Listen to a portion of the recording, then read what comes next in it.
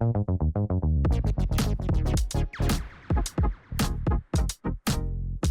my lovely little weasels. In today's video I'm going to be covering Ember and Ember Prime, and I'm going to be covering an amazing nuking, armor strip, self-sustaining and a pretty survivable build for Ember inside of Warframe Steelpath 2024.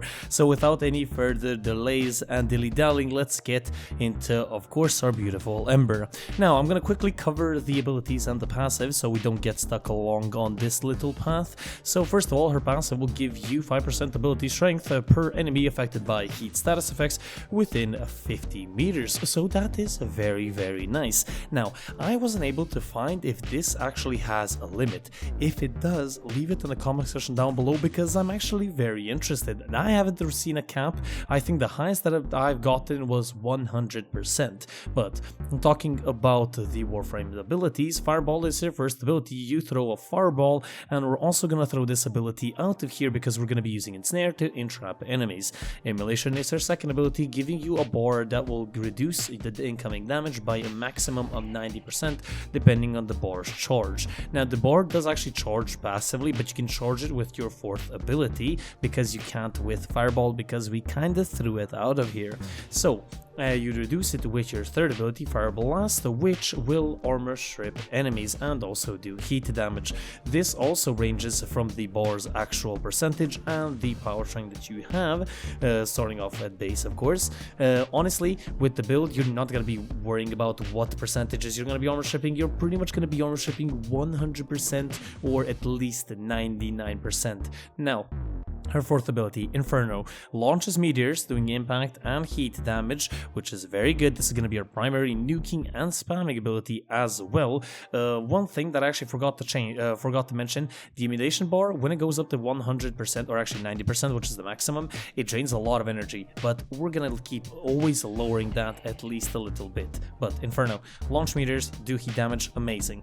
Now, let's cover the actual build. Now, here we have a brief respite, or I guess aka shield gating, recharging shields through brief respite. We do have a little bit of duration with prime continuity, power strength with precision intensify, which I'll explain in a second, and transient fortitude alongside molt augmented and power drift, extra energy with flow, fleeting expertise for efficiency. Now I know duration is mostly positive on Ember, but duration is going to be a very bad thing for our Ensnare, so we're not going to be doing that. And we do also have Healing Flame, which is an augment mod that heals you depending on how many enemies you hit and depending on your emulation bar's actual percentage. And we have Exothermic, which will give you enemies killed that are affected by Inferno. Precision Intensify is here because you're going to be armor stripping with your third ability, as I said, 100%. So Intensify or Umber Intensify is not important here. We are also going to be gaining a 90% damage reduction because we're going to be filling up the emulation bar with our fourth ability, and that basically means that Precision Intensify is the only logical option that is going to increase our fourth ability's power strength by 90%, but not anything else. Now for everything else, here we have the Archon shards. I do have 3 of them. We have the red one giving me 15% power strength, a blue one giving me health, and the third one giving me casting speed, the 3 most important things on this Warframe. Now on the build previously you saw that I have Arcane Blessing. This can be changed out. I tried Molten Reconstruction, it sort of works, but Blessing seems to be the better option. Also, a little bit of build changes that I want to say that I realized that you could do. Transient Fortitude for Blind Rage. Now, with my testing, Blind Rage sucks all of my energy dry, so I didn't try that, and I didn't even want to continue further without any energy. Now, Healing Flame can be replaced with Equilibrium, giving you health when you pick up energy, and the vice versa, so that is very cool as well. You don't technically need to use Healing Flame. Now, what weapons do I use? Weapons is mostly personal preference. What I use is gonna be very interesting. I'm using the Dual Ihor. Now, the Dual Ihor Incarnate is an incredible Incarnate melee weapon in and of itself, but what is really good about this is as you maybe sing in the little bit in the background a little bit. I'm basically killing enemies just with the toxic cloud from the dual Ichor Incarnate evolution, or I guess not evolution, but just when it's in the incarnate form. Basically, enemies are coming up, they're getting fully armor stripped with Fire Blast, and they're killing themselves inside of Toxin. And the only element that I have on this weapon is Toxin, as you may see by the build right now. This is basically just my all-rounder dual Ichor build. Condition Overload Blood Rush is incredibly good, but I'm not aiming for combo here. I'm utilizing this weapon mainly against Eximus units and against Acolytes, because those two are not affected with Firebreaker and also Inferno that much, so we're gonna have to have a good weapon, you know, always here. So the dual Ichor Incarnate, if you get into the right situation, this weapon is incredibly amazing. And also another incredibly amazing weapon is the Cedo. This is what the Cedo build looks like. This is mainly damage, but what you're going to be utilizing is the Alt Fire.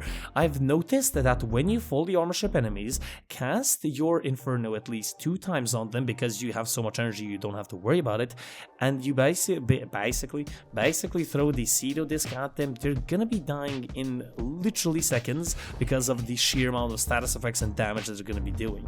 So those are my 2 honest preferences. Now, Ember can be used for buffing secondaries through the orange Archon shards and heat damage. I didn't go that route. The Grimoire can be amazing for increasing power strength, so can growing power, which I did forget to mention, and more Archon shards, or either using Madurai as the focus call.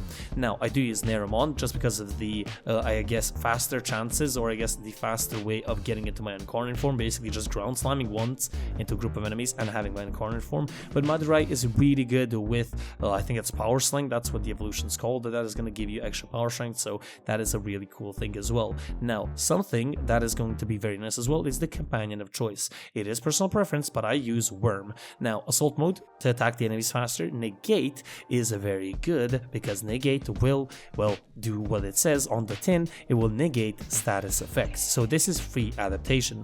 Guardian will recharge my shields, and Mediray will heal me. And we do also have Vacuum, Manifold Bond, Reinforced Bond, because of course Worm is the only sentinel that has over 1200 shields with overshields. Actually, it doesn't even need overshields. It has 2100, I think, and we're gonna get a fire rate increase with that, so that's very good as well. We get to recharge our abilities faster with Momentous Bond, and we of course do have Manifold Bond, which I did mention. But what is the weapon of choice for a sentinel? It is going to be the Hellstrom. The Hellstrom's going to be applying only Toxin. Now, you can change this up to Magnetic, for example, for Melee Vortex, or to another one, but for me, Toxin is the best way to go. Now, you could go viral as well, but as I said, and basically just fire rate and damage and the Vigilante armor mods. So that's pretty cool. But how are you supposed to play this build? Basically, there is plenty of ways playing this build, but the way that I do it is basically just activate my second ability, Emulation, get my damage reduction, and then cast my 4 a bunch of times, get energy, cast my 3 a bunch of times, cast my 4 a bunch of times, and basically just everything dies. Other than, as I said, Acolytes and Eximus units. And that is basically the way that I play Ember, and I think this build is incredibly amazing at that. One thing that I want you guys to keep in mind, survivability is pretty interesting with this Warframe.